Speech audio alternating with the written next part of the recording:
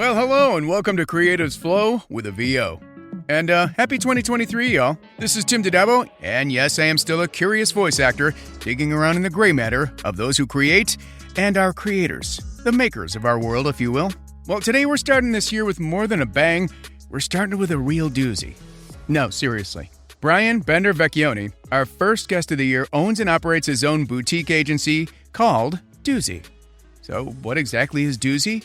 Well, Doozy is a creative agency and production company based out of Chicago, specializing in photography, video, digital production, marketing, social media management, promotions, event management, and creative content creation. So yeah, a lot. And his clients are DDB Chicago, which is where I met him and worked with him on Miller Lite, As a Horse, America, Street Teams USA, Legacy Marketing Partners, Big Onion Tavern Group, KMA Enterprises, School of Rock, and so much more. But you know what? Let's let him tell you his doozy of a tale and how he creates new and exciting opportunities for himself and for those he works with. So here now is Mr. Brian Vecchione. What is going on, Brian Vecchione? You ready to horse around with me a bit? Well, I just had something very Italian happen to me. I was choking on a crust of Italian bread. I inhaled a crust of Italian bread, and my wife found it largely hilarious. Oh, that's funny. I'm eating some ravioli right now. It's like this is a very Italian day going on right now. Please tell me it's not raviolios. No, it's not. It's from a local Italian place called Primo. Oh, sure. Well, how did your day go, sir? Oh, I am. I've been in sessions all day today. I've been just working and getting revisions and going back and forth. It's been a doozy of a day. What are you working on mostly? Are you doing mostly Army, or because you were talking about that? I started doing Army. I work a lot with the Molson Coors brand, and then I'll do fun stuff with like Mars Candy, or we just got a new client with ABO bread, a lot of wheat, a lot of keto, and just trying to make people smile through advertising. If it's a broadcast video we're doing, or radio, or some experiential campaign, or something just out of the wild. If the scripts are great and the concept is great, and of course the actors are great, that's going to happen. You can make people smile. Dude, I got to tell you, I never, ever don't watch a progressive spot with a guy that says, if you're becoming your parents, to me, that is just brilliant advertising. Yeah, because you can relate to it. It's funny. It is hysterical. Oh, absolutely. Of course. Oh my God, did I just say that? That's what I was. Did I just do that? Did I just say that? We'll have to check the tape. We're gonna, they need to do one with clothing stores where you're pulling your pants way up high. Oh, that's funny. Your pants are not a belt. Your pants are not a belt. Oh. Okay, sir, this is not a time machine. It's a refrigerator. But anyway, I mean, that it's great stuff. And I got to say, what you guys are doing with Army is freaking brilliant. I've been waiting for spots like this. It is slice of life that anybody, especially somebody considering going into the military, that anybody can relate to. So if you're considering going into the military, these are slice of lives where it's a question that's asked and then answered in the spot. Yes, I can actually have a normal life. Yeah. So yeah, I love great advertising, which is why I do what I do for a living. I too love great advertising. Gee, go figure. You'd have to figure that, wouldn't you know? Yeah. Oh man. You know what I love is I love evoking emotion and making people smile. And a lot of the projects that I work on are tongue in cheek, or they, it's silly, or it's out of the box. So I just love humor. My fiance hates that I'm punny at the house. But I just enjoy smiling, and I love smiling over silly things, stupid things, and things that you wouldn't think of. So yeah, and a lot of that's in advertising. Of course. And punny is what catches, especially for men, and honey, if you're listening, it doesn't get better. God forbid you marry this man and have children with him, because then it gets really bad. Oh yeah, yeah. But she always says I know what I signed up for, There so you go. I give it to her. Yeah. Yeah, like my brother is the pun master. My older brother is the pun master. It's so good. So, just for our audience's sake, what is your gig, sir, with DDB? And what do you do? What are your daily duties? Yeah, so I am a producer with DDB Chicago. I started as a freelancer and have been doing it free time since the beginning of the year, 2022. And I help bring the creative idea to life, working with production partners, internal sources, account team, talent agents, everything. My role is to make sure that it goes from start to finish, we ship, and then people get to view this wonderful content that we're creating. So basically, you go out with a lasso and you pull all the elements together and go and Yes. cinch it together, and and at the end of that rope is a commercial. Correct. That is correct, sir. Now, how did you go? Now, I haven't said anything yet, but how did you go from doing just Doozy to landing at DDB? Well, my journey's funny. Like, when I was a young kid in high school, my mom locked me out of the house and said, I was 14. She locked me out of the house and said, you can't come home until you can come back with 4 job applications that you can walk to, because I'm not driving you to work. And I remember like walking around, going in places like, please, sir, can I work here? And getting these applications and coming back home, and I had a shit-eating grin on, and I'm like, hey, Mom, I'm 14. They can't hire me because I'm 14. And then my mom, I loved tech when I was a kid, so I loved like computers and video games. And my mom's like, that scanner and that Packard Bell computer I got you? We're going to scan your birth certificate to make you older so you can work. So I got into digital design. Okay. and I made myself a year older so that I could work at a park district and help camp kids sing songs and play games. And then I wound up working there for 8 years. When people thought I was turning 21, I was actually 20, so I always had to play sick. That I couldn't go to the bars after the long camp day. And then I wound up, a company called Red Bull Energy Drink came to the United States, and I wound up working with them as a marketing manager for Chicago. And then, it was this new thing. The biggest competitors for them was coffee and Mountain Dew. So like there was no Rockstar at the time or Monster. And I loved the culture of Red Bull, and I loved the marketing of Red Bull. And at the same time, I was also doing music. So I was involved in bands and bookings and everything else too. So I was on this parallel path of making people smile through like awareness and marketing campaigns, and also like creating music and stuff. And then I went to work for myself. I started doing Doozy, this kind of like boutique consulting, bringing creative ideas to life through entertainment. The pandemic hit, and I lost a lot of my clients because of places going out of business. The Elbow Room, Wire and Berwyn. I did a lot of stuff with Nellie's and Palatine. I know Nellie's and then my dear, yeah. And then my dear friend Chris Shen, who worked at Element 79. Master Shen, Chris Master Shen, and worked at DDB for 10 years as a senior digital producer. I toured in a rock band with him. We've been all over the United States. We've played hard rock. We opened up for Taproot and Trapped and As I Lay Dying. So, very tasteful screaming rock band. And then, Chris would always ask me, because I was always a DIY creative guy and did a lot of freelance work, if we needed some help at DDB, can you help with this client? Can you help do a microsite? Can you help do this digital thing? So I'd always be like a resource for Shen. And then Army needed some more help with some digital banners for recruitment. Right. So I came on agency life for the first time in a really long time, and got into the agency world with DDB and really loved the culture and the people and and you're working with the top Some talent. of the top talent in the country, man, if not in the world, in the country. Yeah. And it's amazing because like everyone is a master of their craft. So it's still a learning process for me in the agency world. Like but I come with a different set of glasses in there. I'm very non-traditional, which they probably like and really, Brian, needed.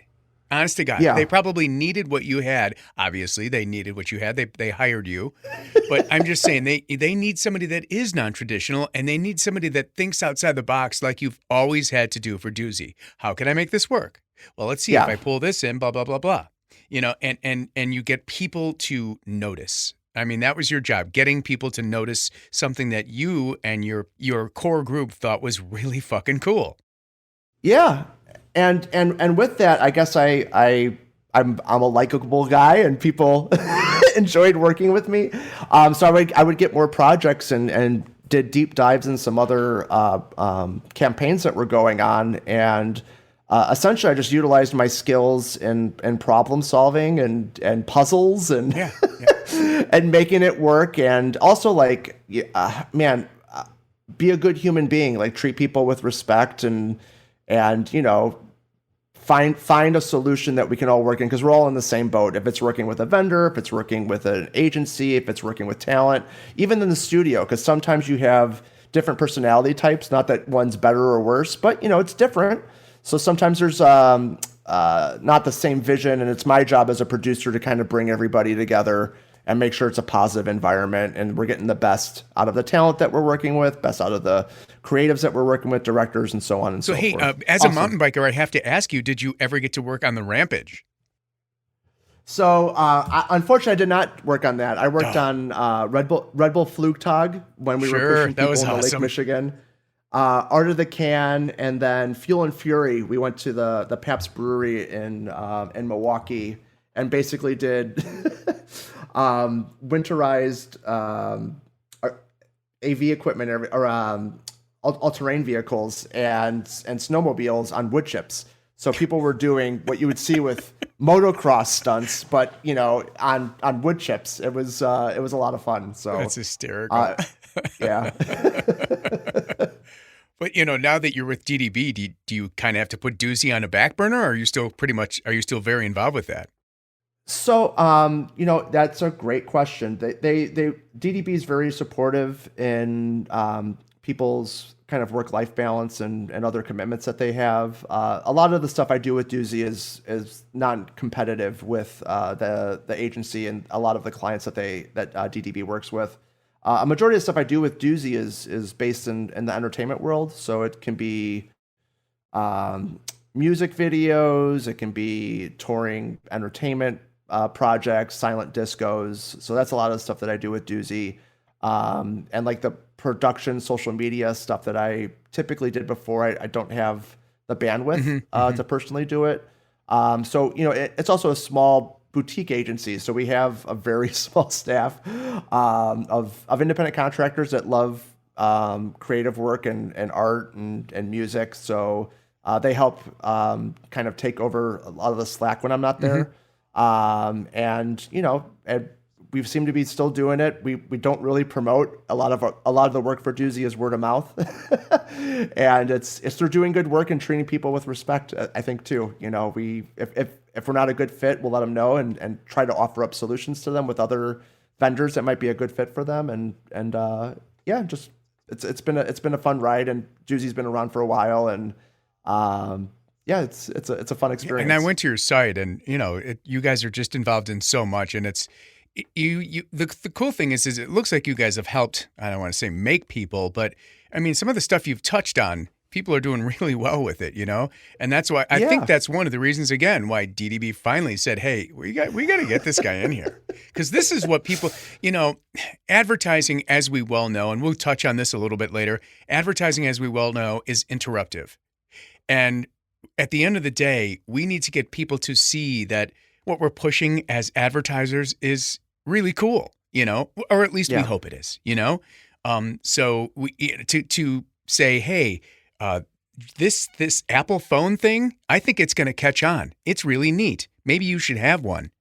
So at the end of the day, it's like you're building culture. And I think a lot of what Doozy did is help to build a culture around a particular thing. And that's really, I'm sure, why they said, hey, we got to get this kid in from, we need more people like Brian, Well, yeah, and culture is such a big part of it, and I don't know. I look at things with different eyes and different perspective. I have a lot of paradigm shifts when I talk with people, on just looking at something differently. And a lot of that stuff I picked up from Red Bull. I mean, when I worked at Red Bull, they were like, we're going to be in every gas station, and when you open a cooler in every gas station, we're going to be at the eye level shelf. We're going to pay premium price to be at the eye level shelf, and then, even to this day, 20 years later, I go to gas stations, Red Bull is always at the eye level shelf. Like, and it's something like, it's like an insider job. Like you don't see that unless you're aware of it. And it's just cool to have this type of perspective on doing something to gain attention, garner attention, and build culture with it too. Mm-hmm. And then I apply it like with bands. I was in a 90s hip hop cover band called the Hot Sauce Committee, and we would play, bar gigs and small festivals and stuff. And it was a lot of fun. We did a boy band tribute night one night, and it sold out. So then there's this aha moment. There's an aha moment of like, oh, no one's doing boy band music because, musicians laugh at it because it's boy bands, right? I remember being in high school and people laughing about, boy band music because it's not real music, it's pop. And then, everyone that was in high school in the 90s is a parent or has disposable income, and they want to relive that. Right. And when we did this boy band tribute show, NSYNC wasn't playing. Backstreet Boys didn't do a reunion tour yet. New Kids on the Block didn't do a reunion tour yet. So there was a void in the marketplace. We pivoted. We did all boy band music. We dressed in all white. We really went all in. And it got picked up by Planet Hollywood. We did a residency in Vegas, opening up for Britney no Spears. Kidding! You guys reached out that far. Yeah. I mean, we've toured around the U.S. and I still on the weekends, like how some people play softball or go to Home Depot to do landscaping on their house on the weekends. I still play in the boy band tribute. So every weekend, I'm touring around the U.S. We just got back from Alaska. I played with Chris Kirkpatrick from NSYNC. So like, it's this weird. It's this weird thing where I'm still doing it. It brings me joy. I love it. I'm in a band with a bunch of 21 beautiful young men that can sing and dance, and I'm like the boy band dad that, instilling the rules of the road and best practices and being a good human being and these characteristics that I think help get people going a long way. And we show up and have a great time, and it's the same thing. It's having this culture through music, or culture through an energy drink, or culture through advertising, where you make people smile and you make people feel good, and you have a return customer every time that happens. Right, yeah. Right. Like a commercial is absolutely the same thing as what you're talking about. A good commercial, it's a 30-second escape from reality. And really doing your boy band thing, dude, that's total escapism. Oh, yeah. and the fact, I'm sure you're getting underwear thrown on the stage every night, and just just having a ball. It's silly, it's silly, and it's funny just to be able to do that. And on the weekends, like you can never expect what's going to happen. And there's fun stories that happen with it too. I remember playing at the Bluebird in Bloomington, Indiana. And one of the creatives I work with at DDB went to school at Indiana University. And we used to play at the 15-cent beer night on Wednesdays. And I remember playing boy band music, and the students are like, "Oh my God, you guys sound so good. Like, where can I buy your music at?" And I'm like, "What do you mean?" She's like, "All those songs, I've never heard them before." And like, we're playing NSYNC and Backstreet Boys, and the kids are so young, they don't know the music. Like, it's they thought we were an original band playing at this college. So so you never know. And then like you play around with it, you have fun with it, but you enjoy the moment. And then like with that too, like I understand that nostalgia is a great selling point. It's a great icebreaker. It's a great way to get people to kind of buy into your brand, whether it's a boy band tribute or it's a beverage, it's a candy, it's a restaurant. It's just finding that way to connect with a human being and making them smile and get their guard down. It's one-on-one. As a voice actor, you're not reading to an audience. You're not reading to the people beyond the glass. You're reading to one person. You're having a conversation with one person. And as a singer, as you well know, I'm sure you do this too. You look for eyes out in the audience. Oh yeah. Well, that's a thing too, is like when you see a musician and they're wearing sunglasses or they're not making eye contact, like you're kind of making it harder to connect with the audience. It's Absolutely. Dude, my worst concert was with one of my favorite musicians ever. And that was John nice. Mellencamp. Oh, John not nice. No. Horrible. Not nice. He came out, he said hello, turned around and faced his band the entire night, and then said goodnight. He never said another word to the audience. Oh, man. He played like he wanted not to be there and then fucking left. That was it. Good evening and good night. This great storyteller. Yeah, just in and out. Like, really? You asshole? Love your music. You're a dick. Man. So... Oh, that's too funny. Well, I'm glad you're still doing that, man. I'm as you know, I'm still singing too, and I've gotten back into it, and I had a ball in my mad impetuous youth, and I'm really glad that Doug picked me back up, and it's great because I only have to sing 4, maybe 5 songs. Yeah. Somebody like you, your juju is going everywhere. Where do you get your ideas? How do you find time for creativity, and what does that mean for you? How does creativity come to you? It's usually sparked by an idea or an experience, and your head has to be in the right mindset too. So like I try to practice positivity. I try to get out of the house when it's nice, like the sun's out now. So it's nice to like go outdoors and enjoy the weather and like walk around and enjoy socializing with people again. But like creativity, like is, looking at an object differently and how can you pivot with it and maybe change your perspective on it to get a different, use out of something. Or like when you're working in advertising and you're working with creatives and like just giving different perspective, it kind of bouncing ideas back and forth with each other. One of the biggest things I've learned working agency life is like a lot of the time is brainstorming with your team, like your partners and the production that you're working on. And a lot of it is like you brainstorm ideas, you give like here's the question that we're asking, and then we need to find a solve for it.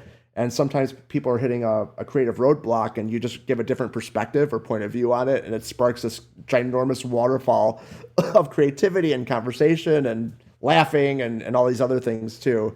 I mean, even like creativity with doing a holiday video for the staff, right? So like producing with the top creatives and the top like film crew, and going around the office and trying to evoke emotion with smiles and laughter and like company policy and kind of making fun of like the training videos you have to do, or the security system and the terminology with the buzzwords that we have to use, or timesheets is always a big thing across, I guess, all agencies with their staff.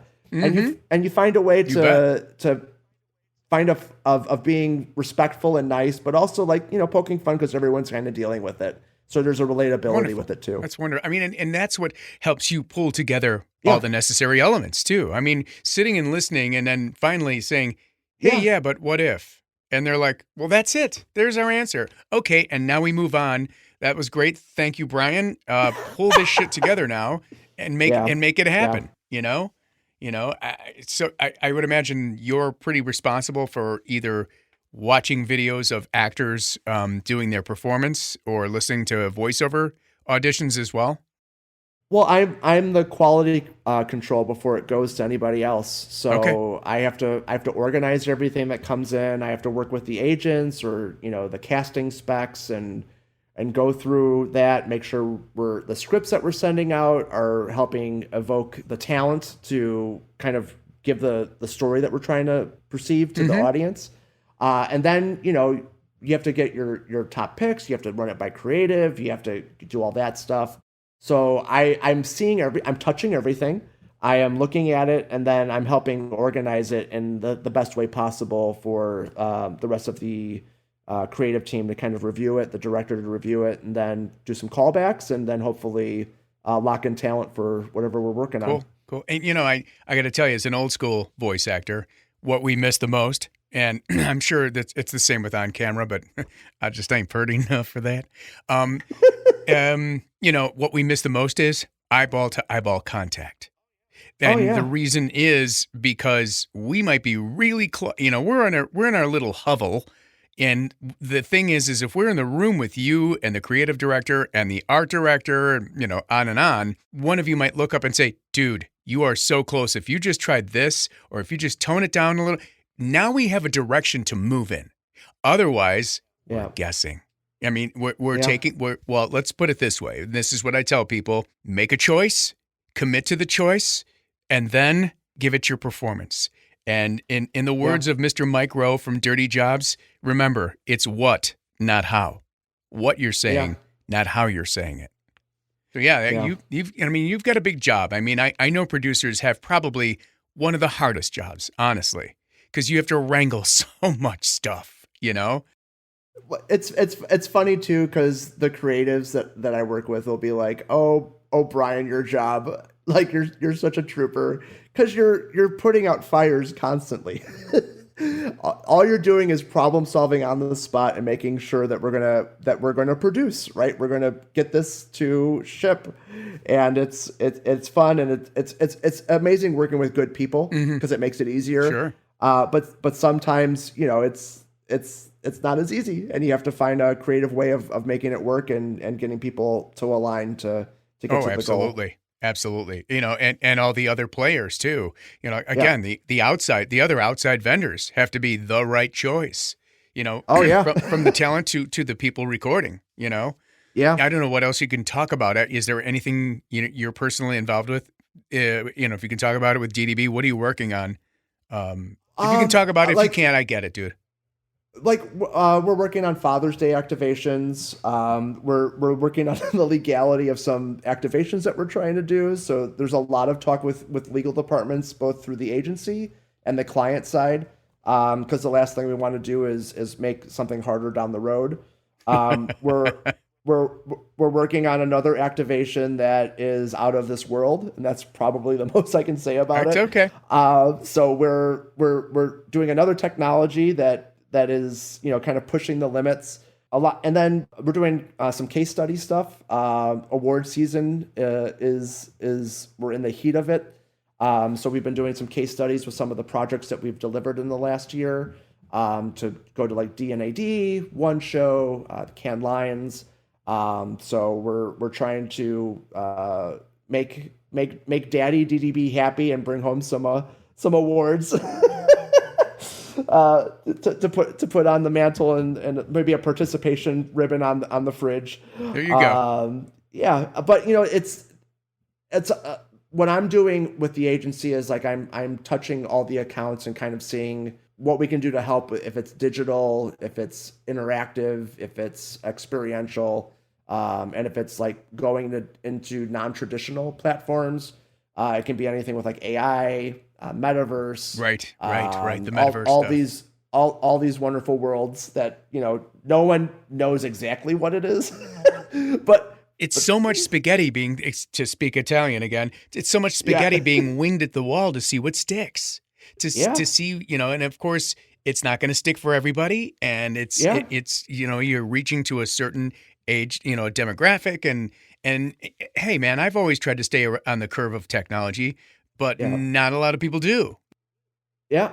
It's a different vessel where people's attention's at, right? Like back in the day, it was always, people got their information from TV, and there was only 6 channels that you could get your channels from. And then the internet came out, and people laughed and shunned the internet, and then people were making a ton of money on it, and everyone was on it. And then cell phones came out. I mean, there's all these different things where it's the same loop. It's the same actions that happen.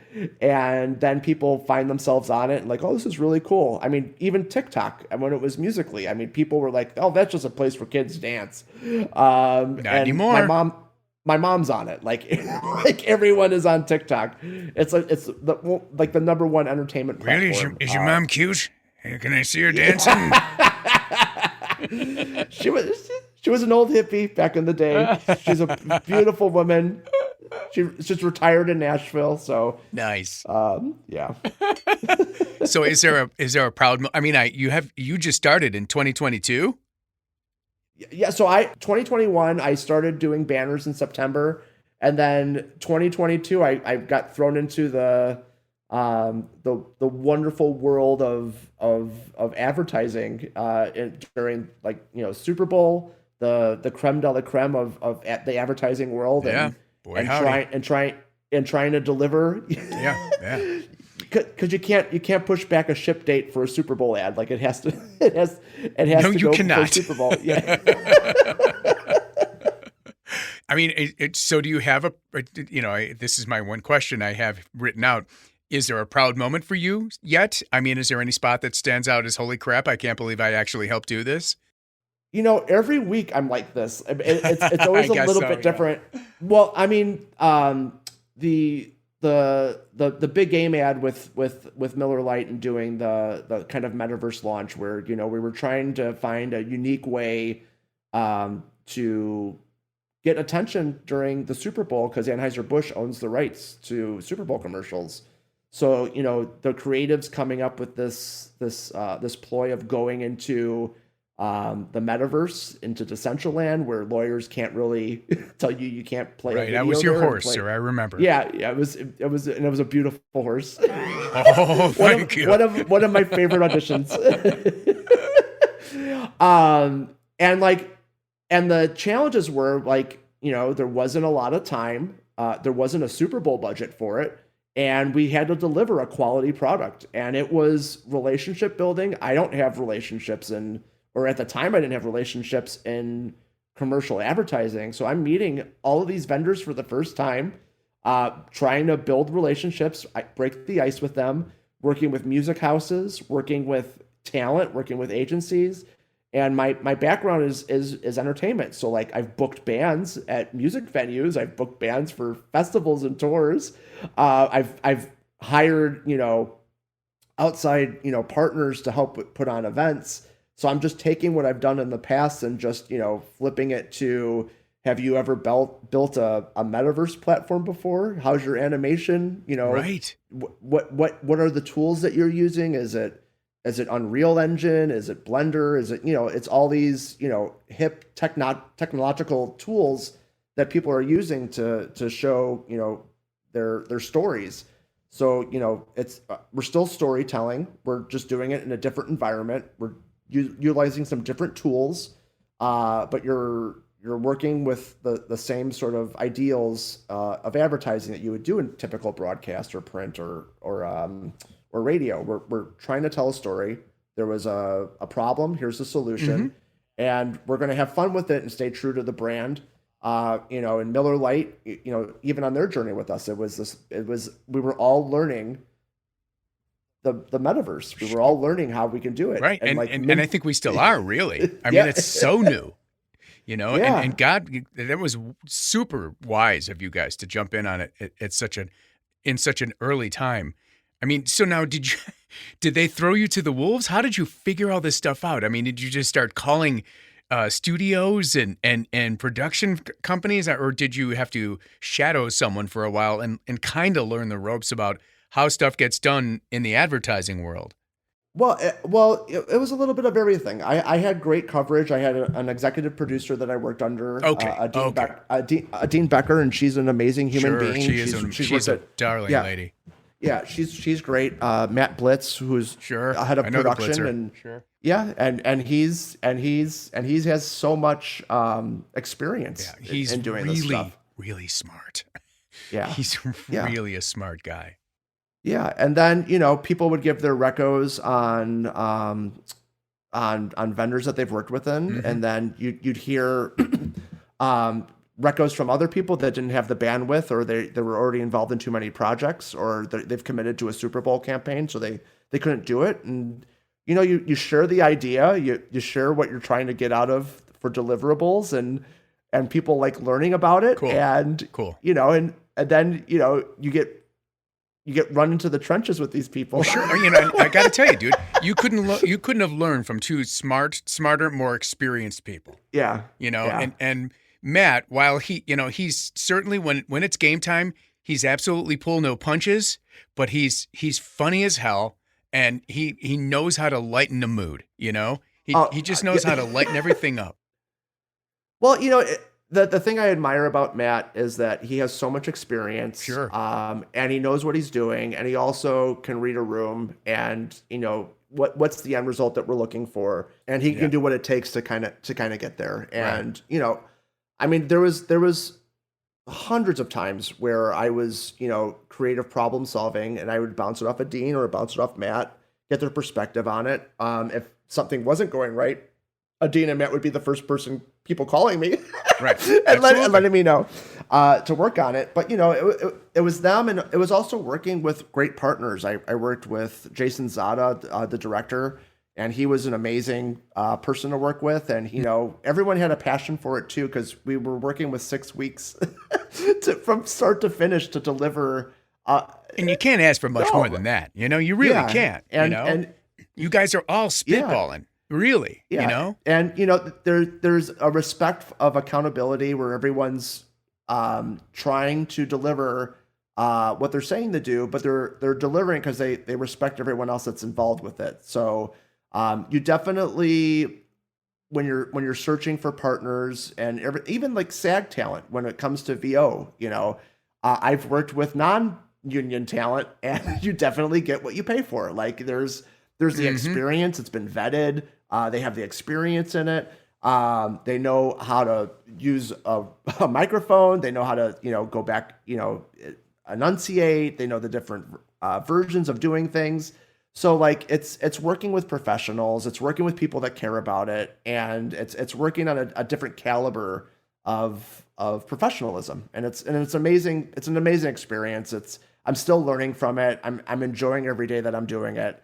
And it's not like when you're stressed, it's like a roller coaster stress, right? You're going up, you're going down, you're going back up, and then it's done. And like, oh, well, I want to do that again. Like I want to get back on the coaster and do the next campaign. So it's fun. Right. Absolutely. And that's the beauty of our business, man. Honestly. Yes, you may be working on the same several campaigns, and maybe that's the beauty of being a producer over being a creative director, because you are going to work on many different things that the agency does.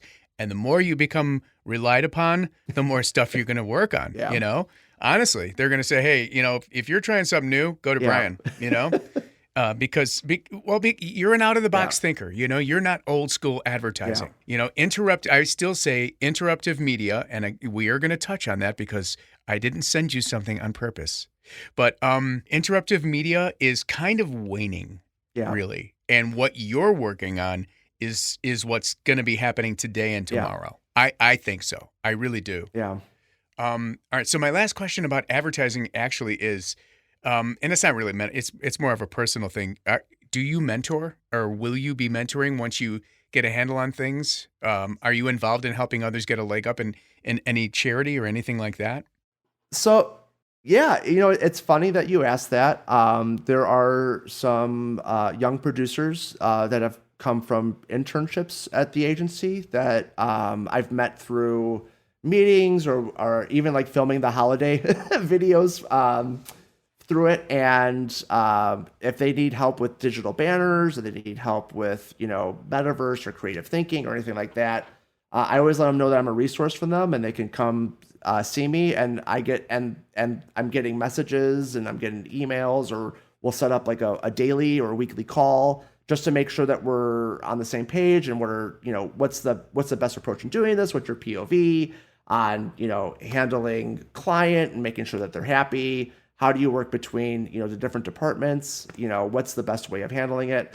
And, I'm still learning. So to teach someone else, like I'm getting more honed in the craft of what I'm doing too.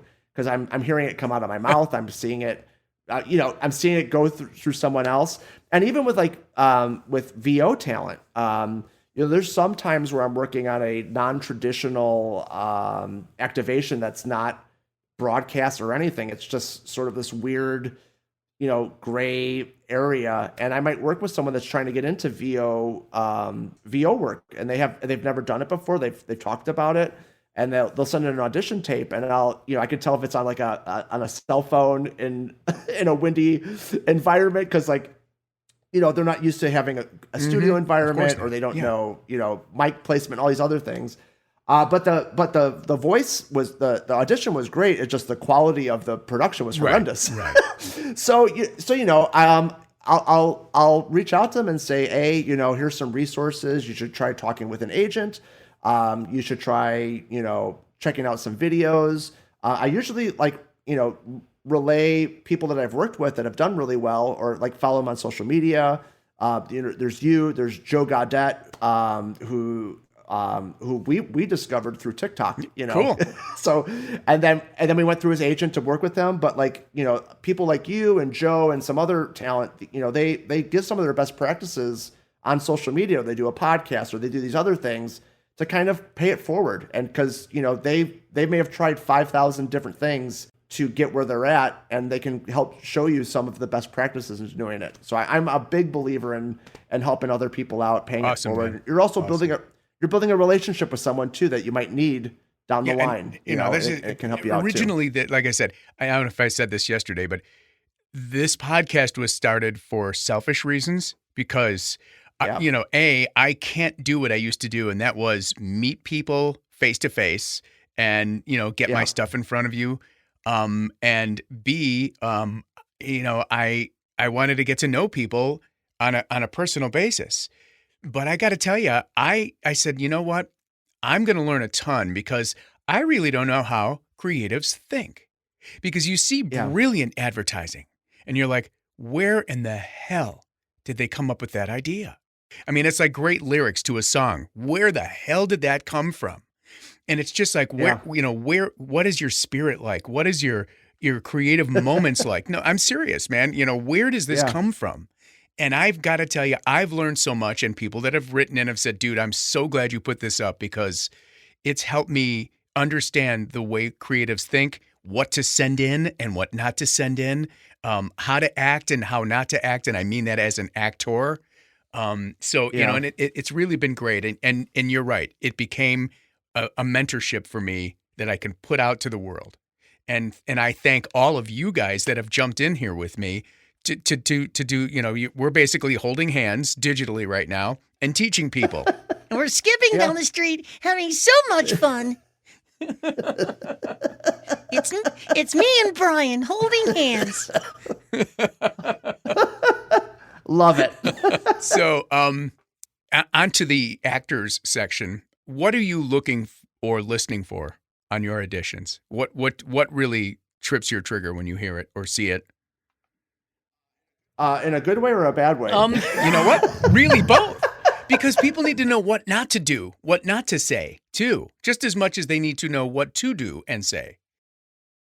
Yeah, I'll start positively. When people take it seriously, and they set time aside to really, do the audition and read what the part actually is, and they're doing it in the tone that's in the casting specs for it, and they're reading the actual script itself.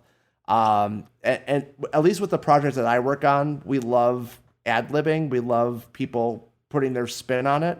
Would rather have more and put stuff on the cutting room floor than not have enough.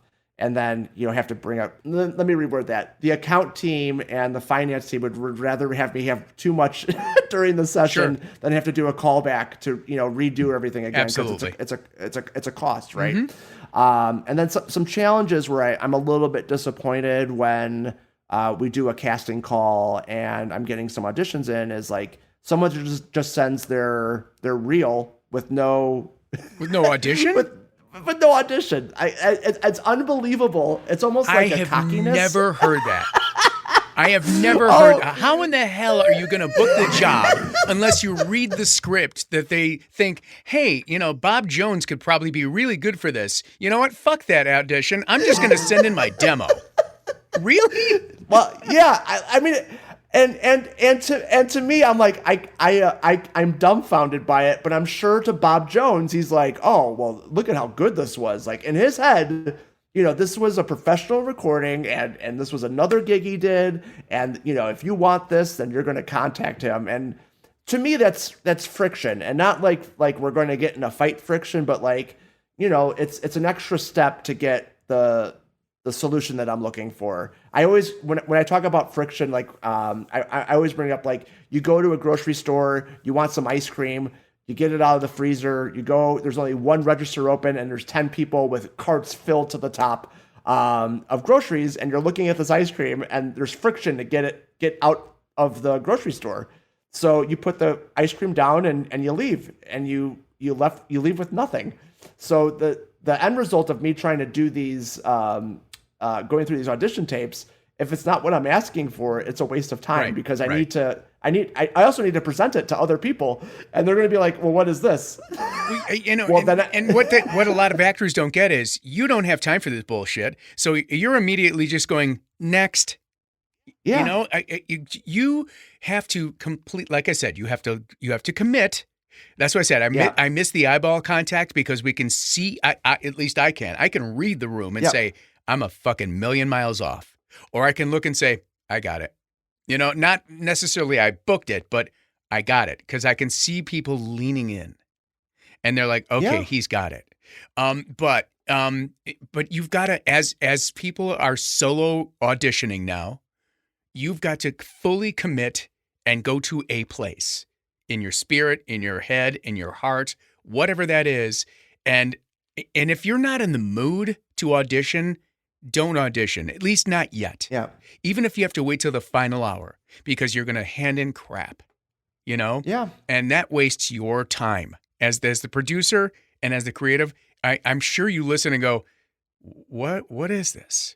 What, he didn't get this at all, Next, Well, it's almost like Tinder. Like I'm swiping left and right, listening to the first couple seconds. Like, did they take it seriously? Are they doing the actual script that we asked for?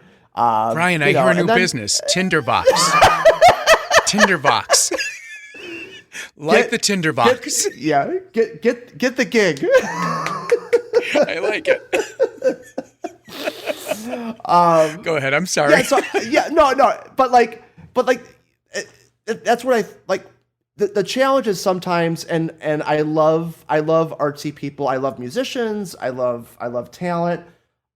Sometimes the talent doesn't see the business side of it, and they'll do more of like the artistic side of it. And you have to know what the ask is. If the ask is, we need the script read, and this is the sort of demeanor that we're looking for, that's the casting spec. That's what we're expecting. And then someone's like, no, this is what this person needs. Mm-hmm, mm-hmm. They're going to need this. And I went to Juilliard, and I know better.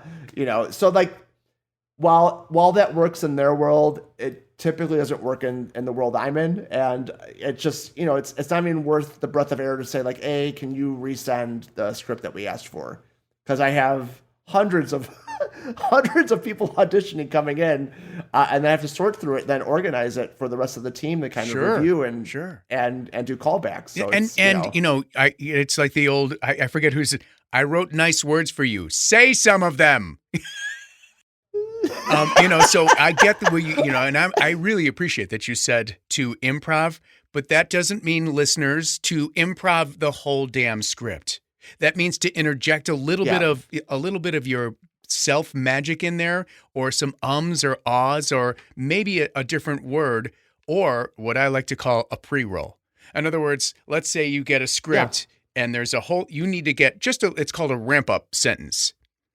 So you say, this morning I just woke up and then I grabbed some Rice Krispies, So you grab Rice Krispies in the morning. I mean, if you need to get a little ramp up to get yourself there before the commercial starts, they can cut that out.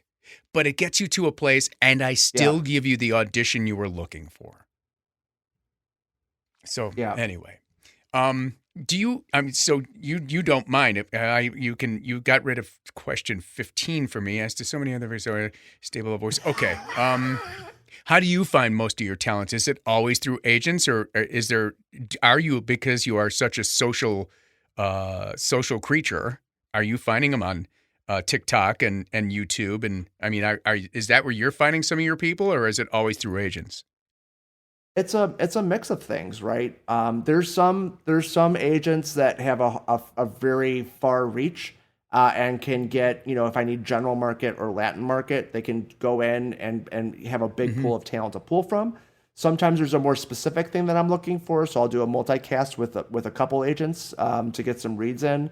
I will use, if it's like a vetting site that will kind of, do a little bit more just to kind of pre-roll before it comes to me, or it's looking through social media platforms, if it's YouTube or TikTok or Instagram, or even Facebook, you're looking for someone that can connect with an audience. If it's through their voice, if it's through their mannerisms, if it's through their improv, if it's through their impressions, if it's through whatever it is. And, building an online presence doesn't hurt, because with Joe Gaudette, we were having a challenge filling the spokesperson role for the spot we were doing, and all the people it sounded too much like a a sports announcer. So we were trying to, we wanted, man, we really wish we had some sarcasm and, talking third person, breaking the fourth wall. And then,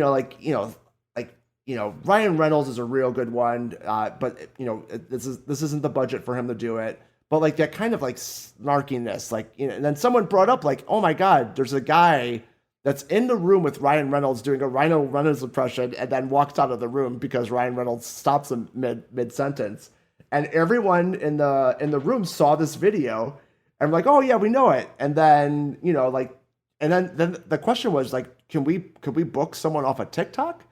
And if they're unionized and they have an agent, at least for us, that works. So I reverse engineered. Well, they can Taft-Hartley. I mean, if you like this guy, they can I mean, an agent's going to try and snap them up and get what they can out of them, and they can Taft-Hartley them. At least you can use them then.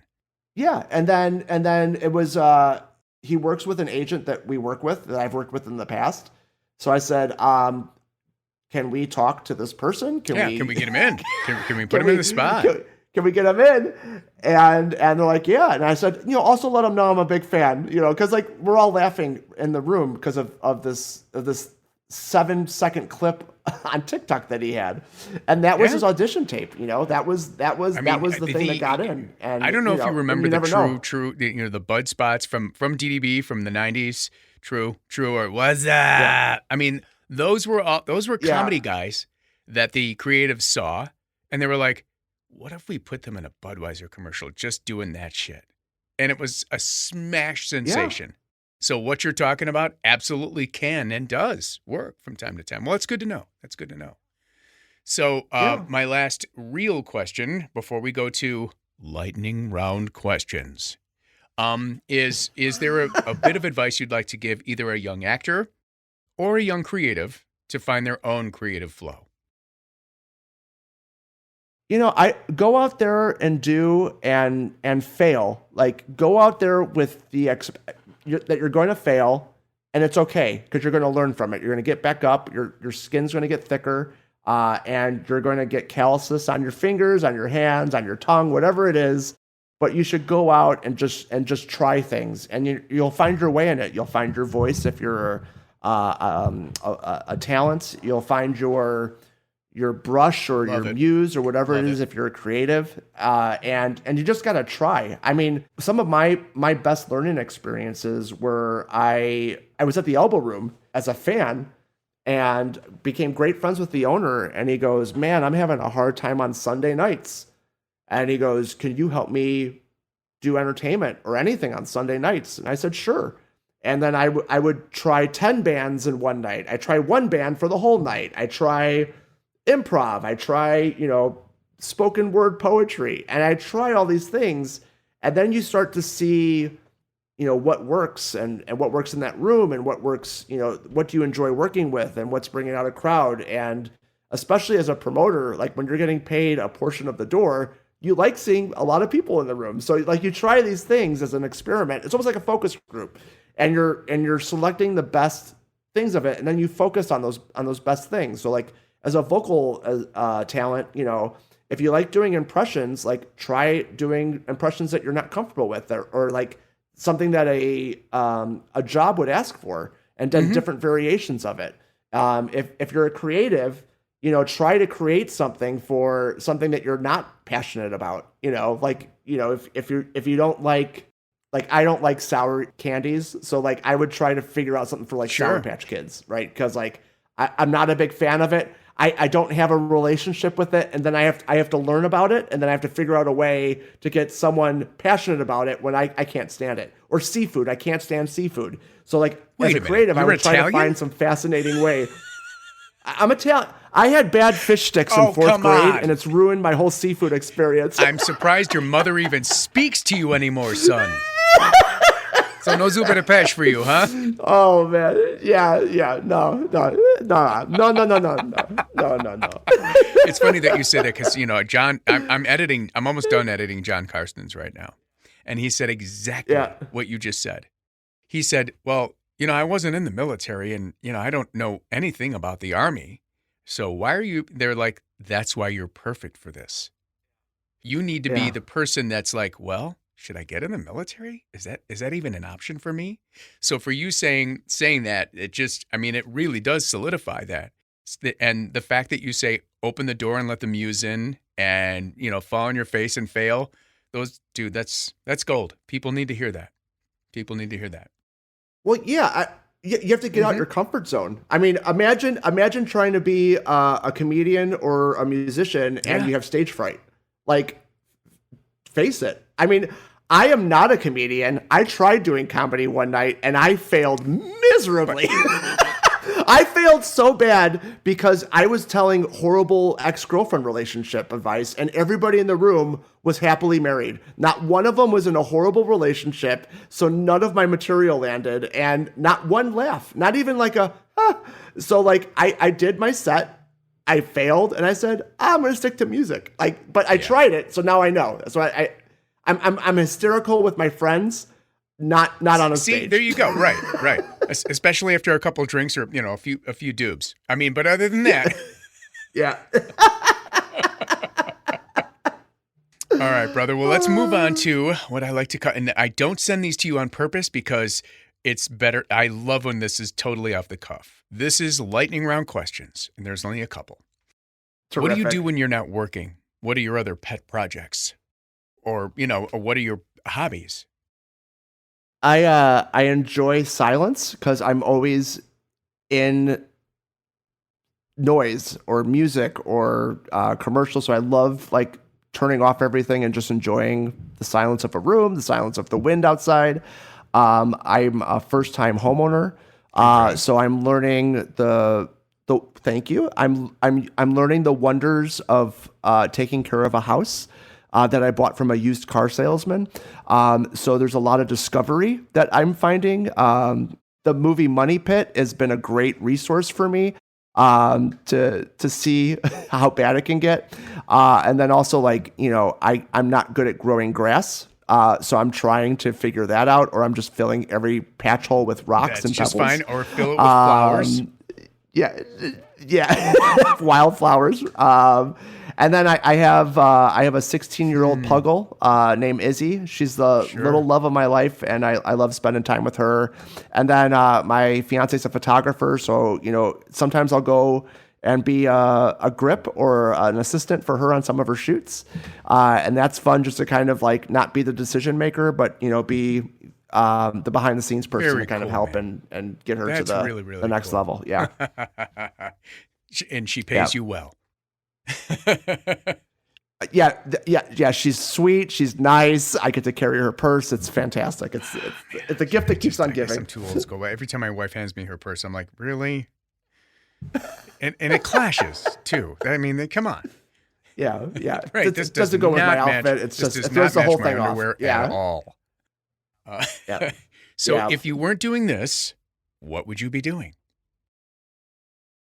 Oh, what would I be doing? It's funny, like, because pre-pandemic, I would have had so many other things to say because it would have been, learning new things and going out and trying stuff. The pandemic happened and I had so much free time to like catch up on movies, catch up on me, learn about myself, try things, failed a lot at a bunch of things.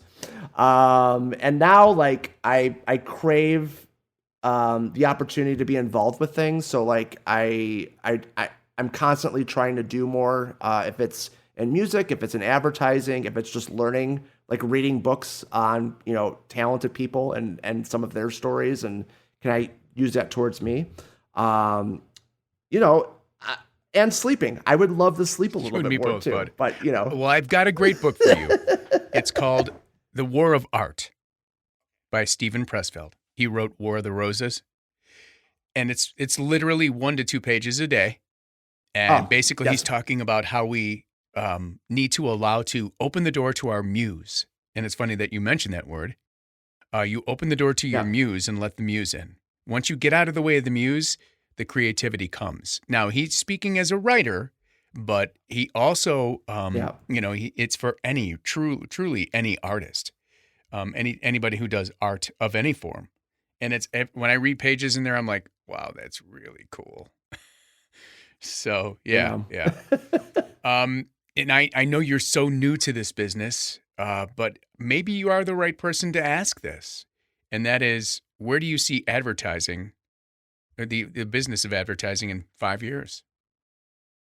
I really see it trying new things and getting out of their comfort zone. At least with the agency that I'm at with DDB, they're definitely they're saying is unexpected works. So they're trying to do new things and get into new portals, and places where people's attentions are at, and trying different things. And it's a really cool agency, and they're really looking into reaching people in hard to reach places. They should still get the awareness of a great product or story or thing that's going on with that. I think advertising is always going to be there. I'm hoping that it's more respectful to people as opposed to kind of like the shady, like in your face, it's always there, absolutely. Spammy, right? Sort of advertising that's happening. And like one of the reasons like I really enjoy the platform TikTok is the brands on there feel like it's just another user with like a personality or traits that you can relate with, as opposed to like when you're on Facebook or some other social media platforms, you're getting just you're getting slammed with ads again now. Yeah. So that's great. And I think it's going to be, to me, I believe it's going to be more immersive. Personally, or I don't want to say spiritually, more personally immersive.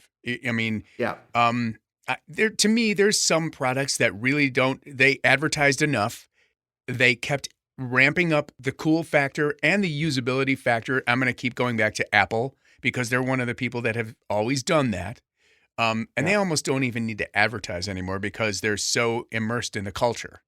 And that is one of the hardest places. I mean, I know you helped get Red Bull there. I mean, they're everywhere. You're right. They are top shelf now, and they do so many out of the box things like what's it called? Flugtag. The Flugtag, like Flugtag, and of course, like the Red Bull Rampage. Being a maniac mountain biker, of course, I love watching that. So, all right. My last question for you then, sir, is what do you see yourself doing in 5 years? Man, that's a great question. If I'm still in advertising and agency world, I'm hoping to be running some fun department and working with a great team and kind of pushing the boundaries of creativity and making people smile. If I'm not in the agency life world, I hope that I am playing with more people from NSYNC, maybe Joey Fatone. I don't know. Maybe Justin Timberlake is sick of doing these solo shows. And doing some boy band music, or playing at some other cool places that I never thought I would be playing at. Nice. So hopefully somewhere in music, or I'm gonna be marrying my fiance and hopefully starting a family, and so maybe I'll be a stay-at-home dad. I don't know. I'm open to anything, and as long as I'm smiling and enjoying the journey, that's where I'm gonna go. So there's no doubt, dude. You're constantly laughing and smiling. I can hear it. Yeah. Or you'll be working for Becker Blitz. Who knows? Becker Blitz Advertising Agency, worldwide. Becker Blitz worldwide. Yeah. Becker Blitz and Associates. Yeah. And I do enjoy that Becker's the first name, because that is the dominant in the relationship. Love you, 18. I love you, Matt Blitz. Yeah. I do too. Brian, thank you so much for joining me on this podcast. You're hilarious, man. You're a delight. Tim, it was an absolute pleasure. Anytime. You, man. Thank you. And I hope to work with you again soon. Yeah, me too. All right, sir. Well, thank you. And I will talk to you from my small padded room next time you need me there. Sounds great, Tim. I appreciate it. You have a good one. You too, brother. Bye-bye. Thanks. Bye. Well, there you have it, ladies and gentlemen. That was Brian Vecchione of Doozy, who proves to us that, I guess you don't have to stay in one box to be creative. As a matter of fact, a lot of the people that I met and worked with over the years have not stayed in one box. Sometimes it seems that if we branch out and try stuff that, as he said, plays it unsafe, where you fail once in a while, it can show you what you're really good at, where your heart and dreams really lie.